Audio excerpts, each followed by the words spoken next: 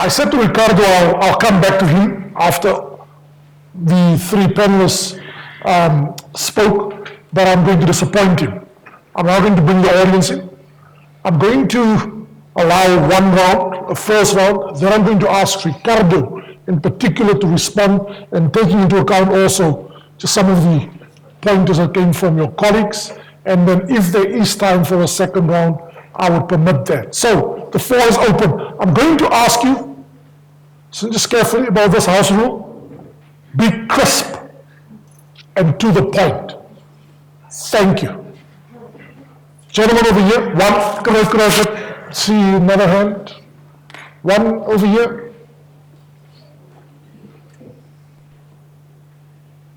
Two. Yes, sir. Three, fantastic. A fourth one, please. It's Women's Month, a fourth one. It's Women's Month, a fourth one. You can take as much time as you like. It's Women's Month. Okay. Over here. Thank you. Sir, very quick, please. Thank you. Go for it. Well, let me stand up.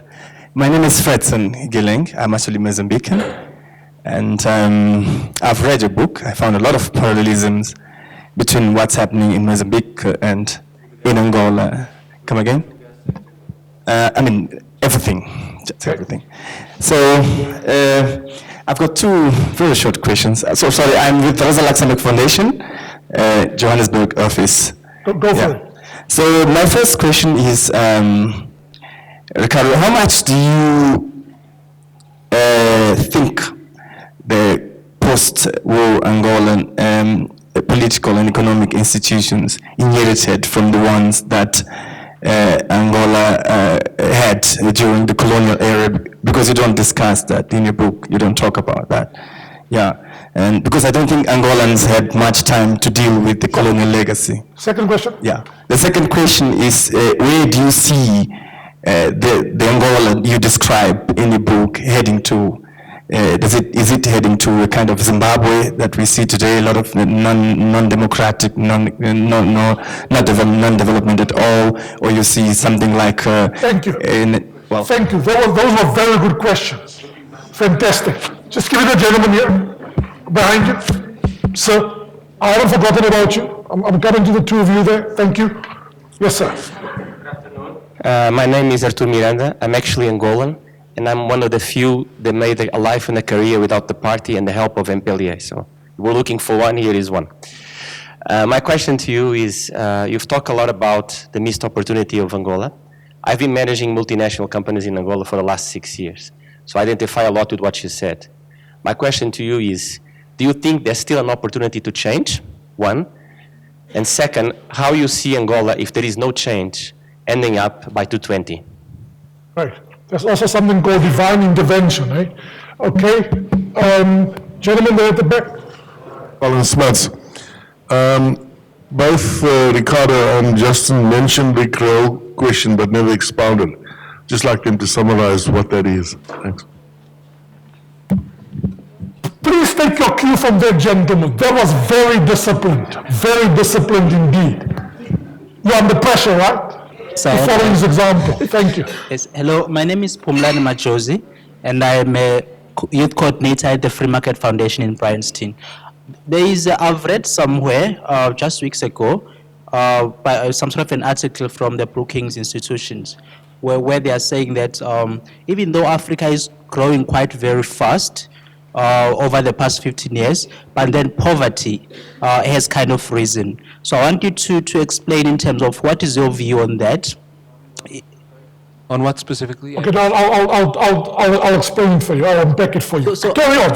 So I'm saying that in Africa, over the past 15 years. No, it's okay. You don't have to repeat it. Carry on. Okay, so I want you to give us your view in terms of poverty within Africa, as well as in Angola as well. What is your view around it, and is there that kind of a mismatch between this remarkable economic growth and poverty as well?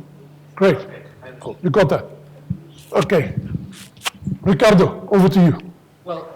Thank you very much for the great questions and for the extremely insightful comments from my fellow panelists. I'll touch upon these issues very shortly because I want to, if possible, to hear more from you. The question that you asked, a very generic question about what happened in Africa over the last 10 years, is sort of the Africa Rising decade, and whether it has brought about structural transformation. And I think that there's a growing consensus saying that the decade has been the best decade that African economies had gone through since the early 1970s. There's no doubt about that. But that this was not a decade that has, in most African states, either diversified away from the extractive industries and from agriculture. And in particular, there's been no meaningful industrialization. But most importantly, most African economies have not produced large-scale jobs in the formal economy over the last 20 years. Over the last decade. So something happened and is happening, but the transformative extent of that something is opened to a big debate, which is not helped by the boosterism of some management consultancies, you know, the sort of cheetahs on the move, it's always the wildlife with Africa, isn't it? You know, that sort of thing has not been helpful in terms of having a serious discussion. And obviously then you have the Afro-pessimists who say that nothing's happened, and that's not right either. I'll pick up the questions that were asked here. I think they overlap somewhat. The colonial legacy is absolutely defining for the trajectory of Angola. Angola doesn't come into the world economy with a scramble for Africa. It's deeply integrated in the Atlantic economy since the 16th century. It probably sent more slaves into the New World than any other part of Africa. In comparative terms. It's been, that experience has marked not just Angolan society, but its insertion in the international system. The form that colonialism took as a settler society, where there wasn't even a very strong African bourgeoisie, there were very few, if any, African entrepreneurs, very different from the Kenyas and the Nigerias of this world, for instance.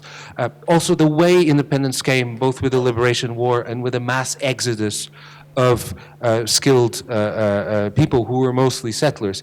There were between 350 and 400,000 whites in Angola in 1974. They mostly left. So in early 1976, Angola had about 80 graduates left in the country. So all of these things matter hugely. And I think the book does acknowledge that. But the book is about the contemporary moment. I don't think legacy is destiny. And I don't think that we should look for explanations of why President dos Santos runs the intelligence services or the National Oil Company in 2015 in the darkness of time. I think that within this framework, there's plenty of structure, and within these circumscribed limits that history gave to Angola, a lot of choices can be made for good and ill. That takes me to the next, the question about where is Angola going. Let me just morph that into the question the other gentleman asked. Your first question was, is there still an opportunity? I think so. But that opportunity would have to happen in complete discontinuity with the present day political economy. And I'm not talking about regime change. I'm not Angolan. I don't have preferences about Angolan domestic politics. And most importantly, I don't happen to think that there's a ready-made alternative virtuous government just waiting to replace the current one.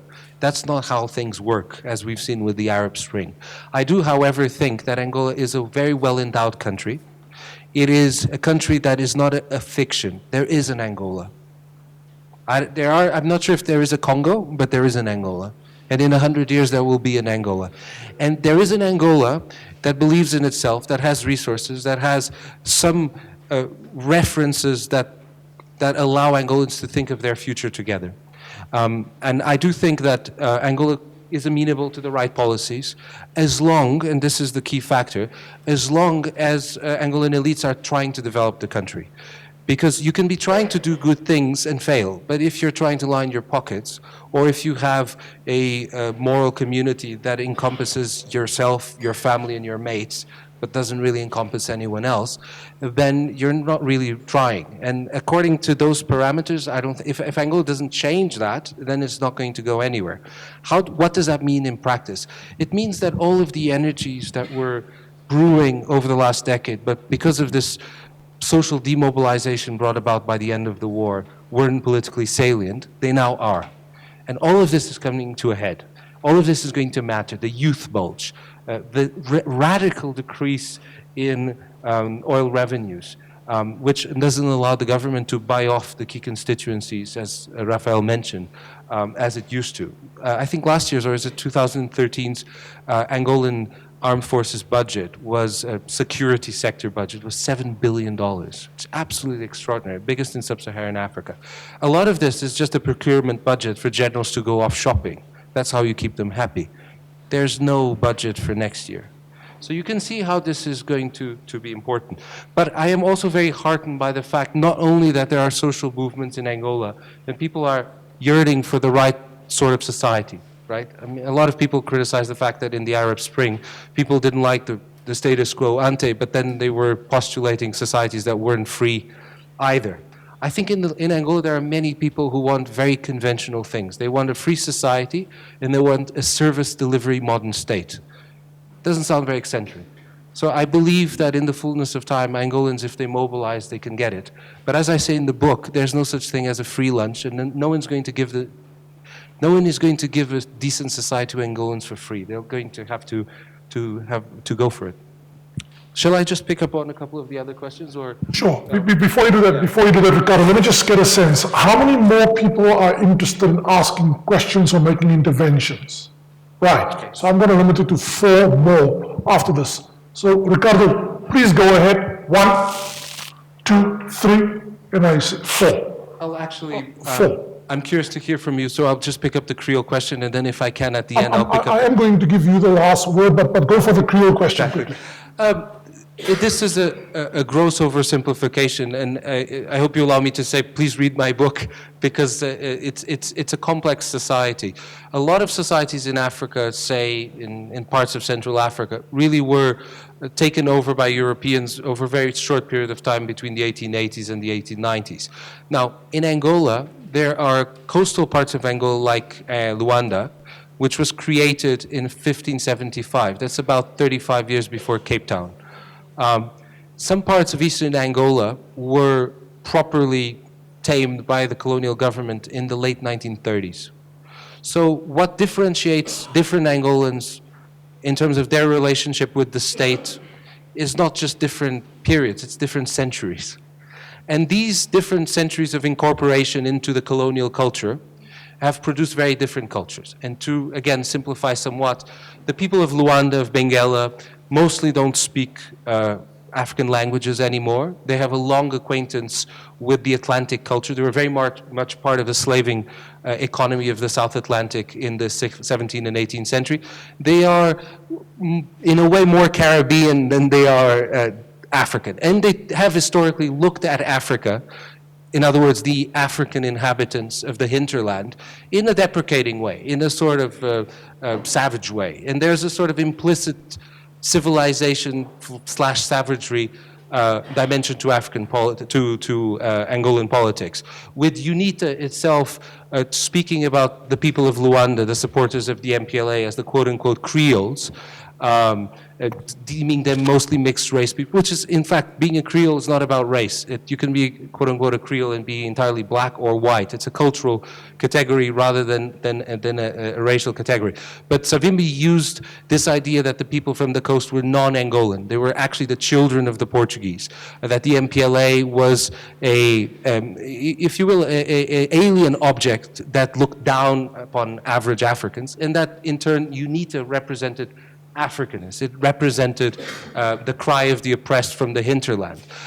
This is a huge caricature on the side of both UNITA and the MPLA, which turned the mirror on UNITA and also deemed UNITA supporters to be uncouth bumpkins from the countryside.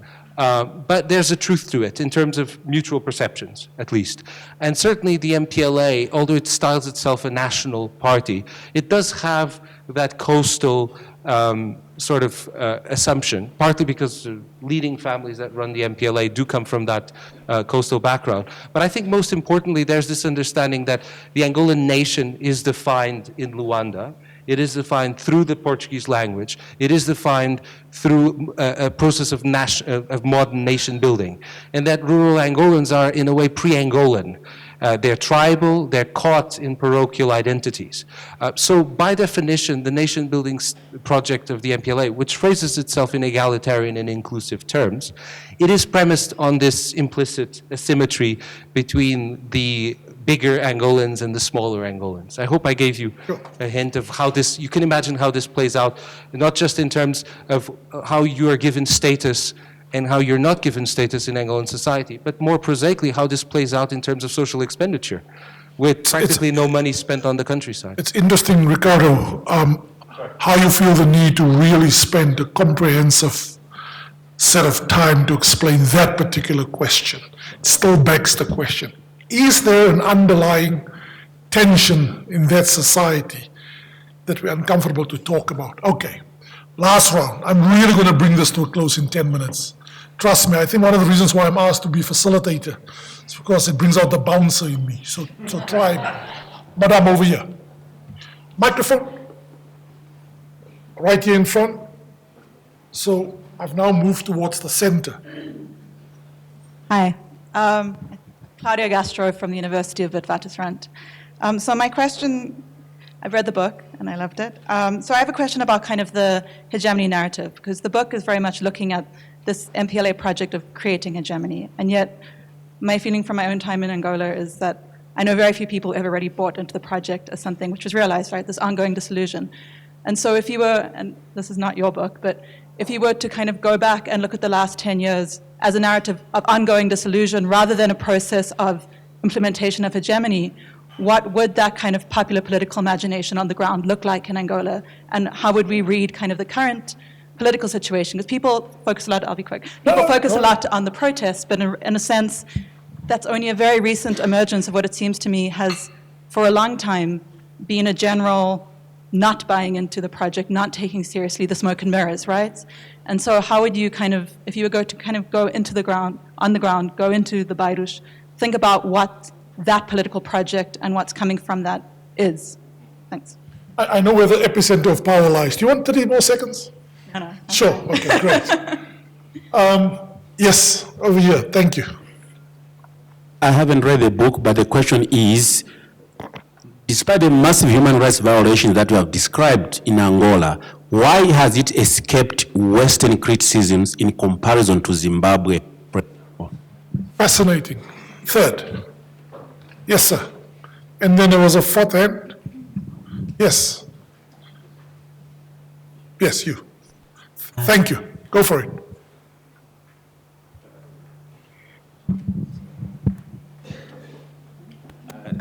Thank you. Just a quick question. My name is Danga Muwo. I'm an independent consultant.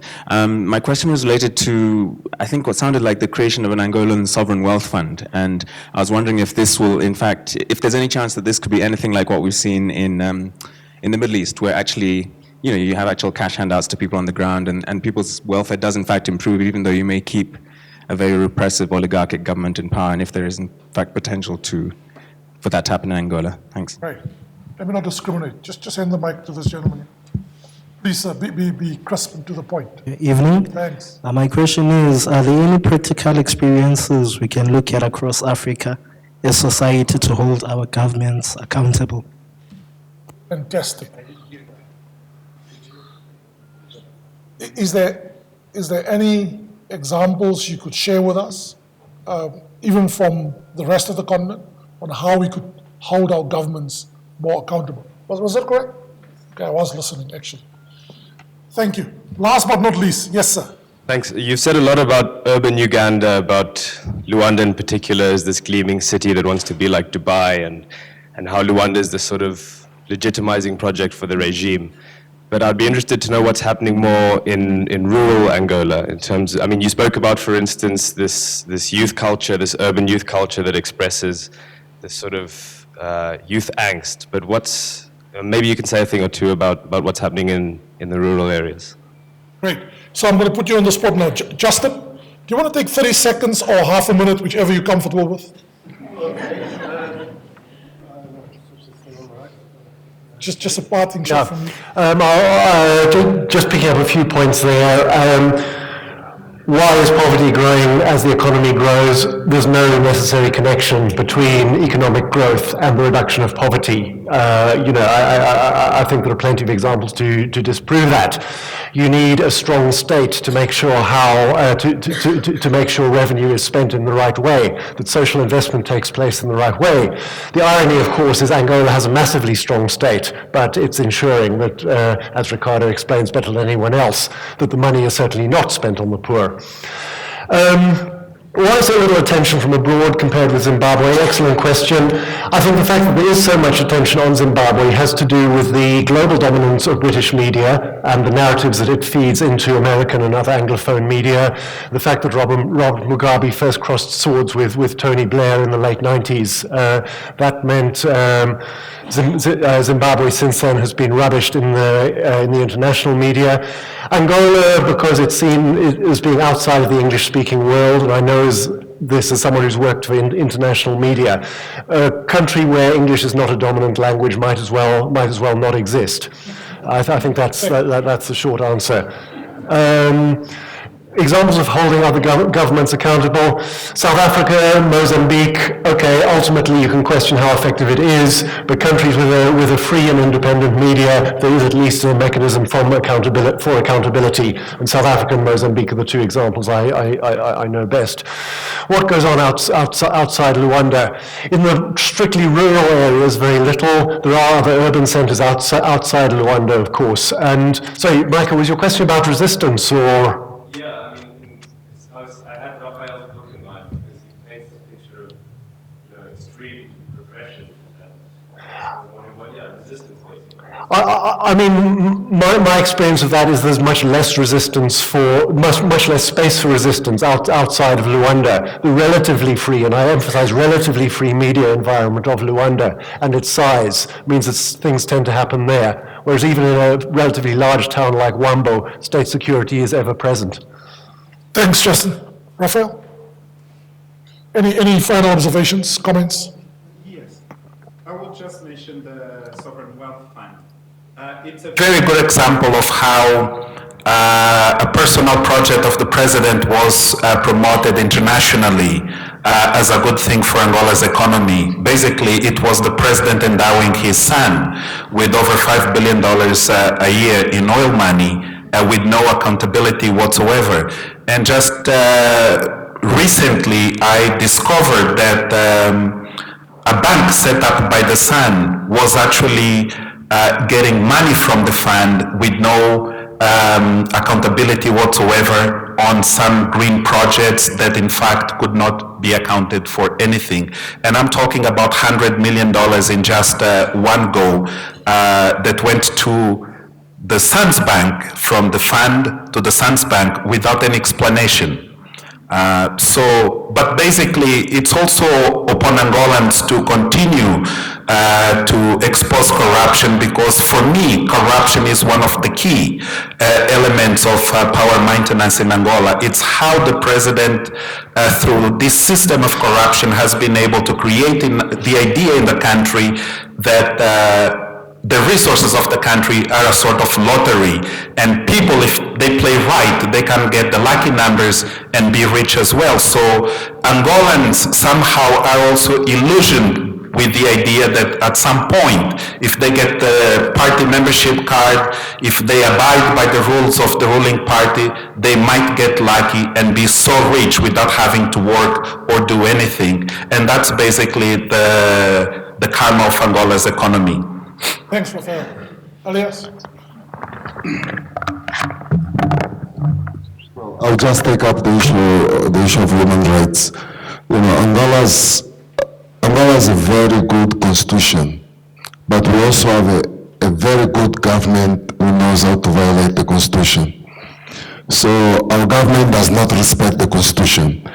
And what we have seen is this, the government does not care, you know, what means it can use to achieve its goal. You know, in a democracy, you don't throw your citizens into a river infested with crocodiles and you go free, you know. In a democracy, demonstration it's a right.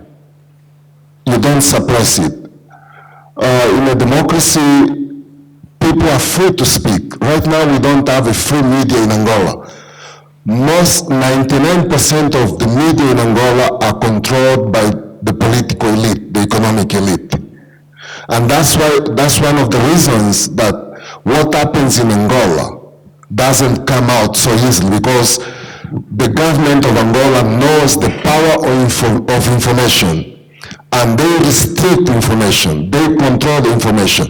If you don't read Mac Angola or other social media, you will never know what's happening in Angola, you know.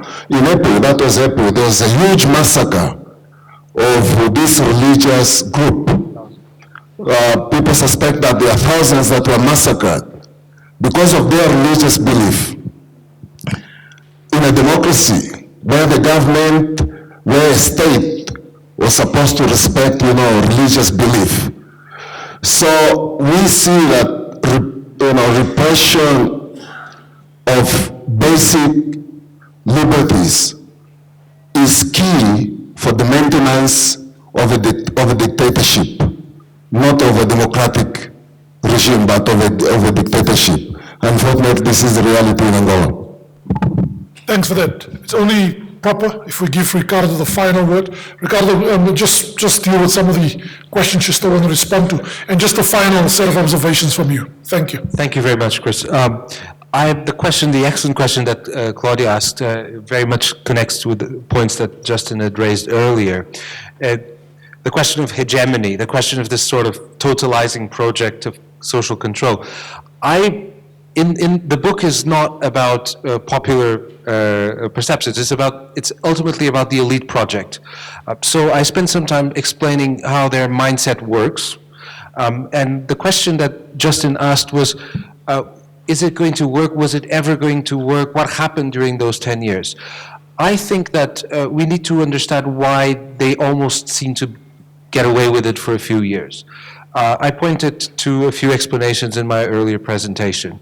The population was exhausted. If you think that life expectancy in Angola was about 40 years old in the early 2000s, a war that lasts 41 years, it's like the 100 Years' War in Europe back in the 14th and the 15th century. Most Angolans had never known anything other than the war. Political mobilization is not what you instinctively do when you come out of this situation. And the government benefited hugely from that demobilization. The second factor is that even UNITA, the other day I found a number which I think is credible. Just in 2004, 12,500 members of UNITA joined the MPLA. In other words, at the end of the war, many Angolans, including Angolans that were from the UNITA people, sort of accepted that these guys had won and said, let's try to make the best for ourselves in this new brave world of the MPLA. Maybe we can build a stake for ourselves here. And the government did use a rhetoric of inclusion. It told, for instance, UNITA elites that as long as you can take a subordinate stake in our political order, as long as you don't aspire to have any political say, we'll give you a villa in Luanda, we'll give you an expenses account, a Luandan mistress, etc., etc., etc., and you can be part of our world for a price. So for a few years, there was this illusion, both at the elite level and that's to some extent at the popular level, matched with the boom era rhetoric, that perhaps this was it. Perhaps not everyone, but a few Angolans more Angolans would benefit from the peace era and from the oil bonanza. And thirdly, there's the coercive apparatus. And it's true that when push comes to shove and that coercive apparatus starts being tested across the board, as Raphael mentioned, it is far less fierce and far less impressive than meets the eye. It's certainly not as competent. The story, the 120,000 soldier army in Angola is mostly inoperative. It's not an expeditionary army. It can't do loads of things. But for many years, this veil of coercion, especially if potential coercion if you stepped out of line, did work in discouraging people from coming to the forefront. Just a number that will impress you. According to the former Secretary General of the MPLA, and I think he was exaggerating somewhat, but the numbers are still revealing, there were about 5 million members of the MPLA in 2012. This is of an adult population of about 15 million people. A lot of Angolans, in other words, just signed up to the MPLA, not because they wanted, not because they even believed in the MPLA dream, but because, especially if they were civil servants or if they were people with aspirations even in the private sector, they thought that the party membership was the sine qua non for social advancement. What I started to get in my interviews from 2011 onwards was that people started to realize that the petro-prosperity is only for the very few, that being a card-carrying member means absolutely nothing, and that what looks like a mass movement, there is an old MPLA of only the few, where the opportunities are controlled by only very few people. So what I would say is it's best to understand the period from 2002 to 2012 not as hegemony, but as a quest for hegemony, which generated so many contradictions. It was so full of hypocrisy that it created the social monsters that are now coming back to haunt it. The question about the Sovereign Wealth Fund, I think that Rafael has written extensively on Maca Angola about that. It's a fascinating sort of soap opera of Angolan wheeler dealing.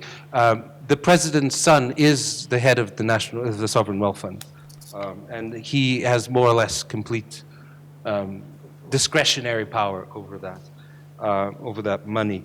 The question about rural Angola.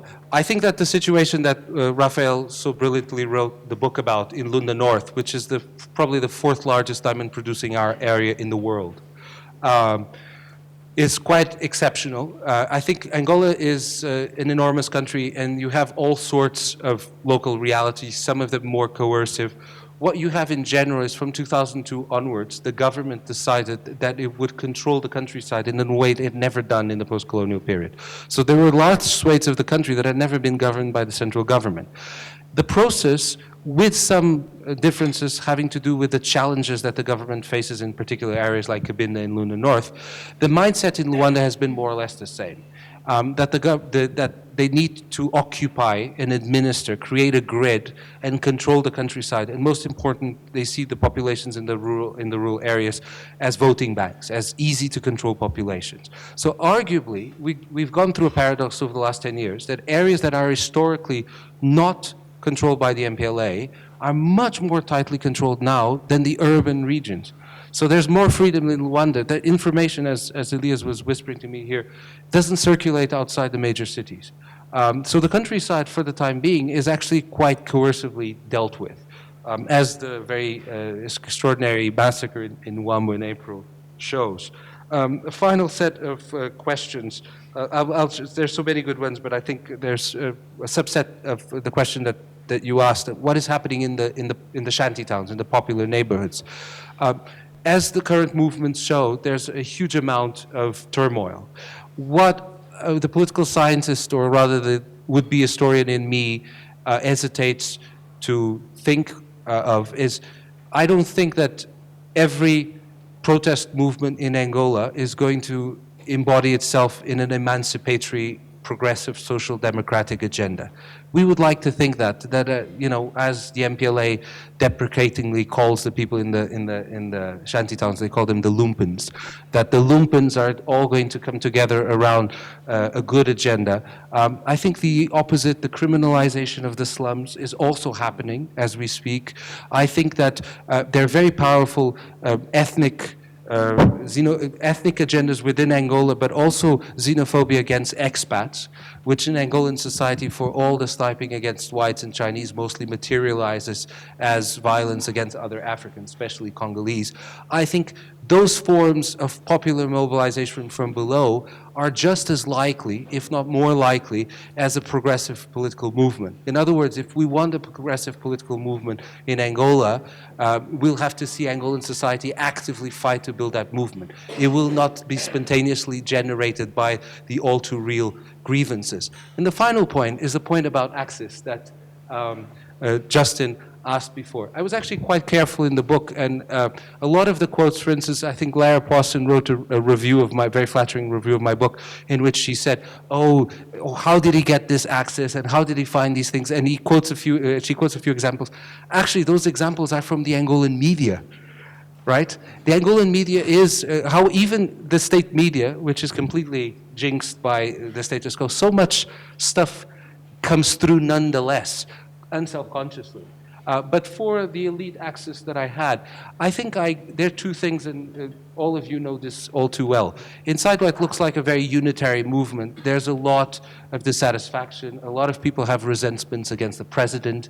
A lot of people are willing to talk. And I think one of my strategies over 13 or 14 years was just socialization in a rather disinterested way. You build relationships with people you respect anonymity.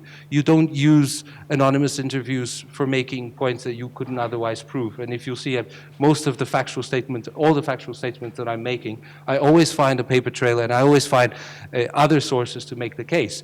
I think the interviews that give a flavor to the book are more there to illustrate dynamics and points that I can prove quite authoritatively otherwise.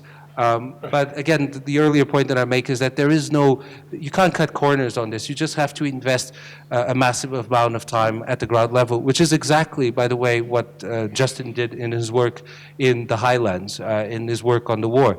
You just hang out for a long, long time. Thanks, Ricardo. Okay. I was just going to ask for Theo to join me up front. So, we've come to the end of a fascinating discussion. If you want more, I know that Ricardo will be presenting it at Wiser tomorrow. Yes, our sister and brother university down the road, 3 kilometers down. Wits. This is Joe Wits. Yeah, we talk to each other from time to time. We even visit each other from time to time. So, just allow me just a few seconds set of observations.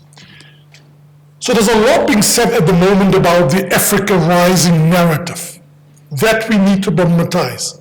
I wish to suggest to you, this is the closest I've come to a piece of work that unpacks for us and problematizes the Africa Rising narrative.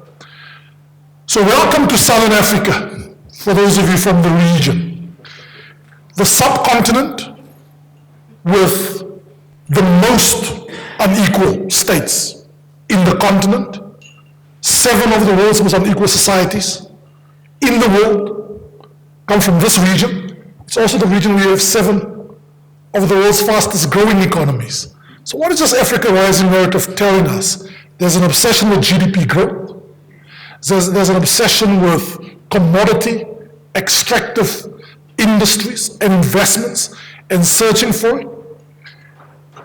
The same continent that was described as the hopeless continent is now the rising success of the world. It's often a continent in which governments and democratic governments in particular are found wanting. So for the South Africans in the room, as they were talking, if for a moment you thought they were talking about our own country, you are forgiven. We understand the narrative of inclusion and exclusion, of insiders and outsiders, of the wealthy and the very poor, of opulence and excruciating, devastating, deadly poverty playing itself out. And I'll leave you with this thought. For once, I think I found a country in our region where the political transition may be more complex to understand and unpack. The University of Johannesburg. Rethink, reinvent.